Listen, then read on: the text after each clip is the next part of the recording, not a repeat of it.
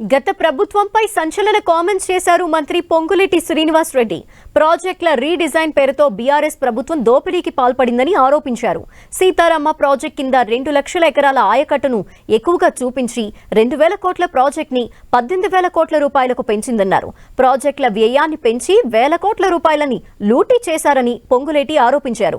ప్రాజెక్టులన్నీ పునః పరిశీలించి రైతులకు ఉపయోగపడే విధంగా చర్యలు తీసుకుంటామన్నారు.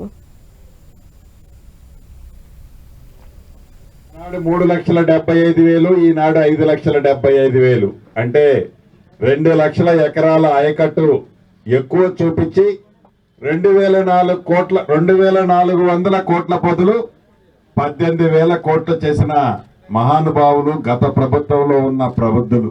ఈ 18,000 కోట్లలో ఆనాటి ప్రభుత్వం సుమారు 8,000 కోట్ల పైచీలుగా ఖర్చు పెట్టి, అది ఖర్చు పెట్టింది కూడా తలా తోక లేకుండా వారు ఏదైతే గీతలు గీశారో ఆ గీతలు గీసిన దాంట్లో మొదటి నుంచి పనులు మొదలు పెట్టకుండా ఎక్కడ పడితే అక్కడ పనులు మొదలుపెట్టి ప్రజల సొమ్ముని ఆనాటి ప్రభుత్వం లూటీ చేసిన మాట వాస్తవం.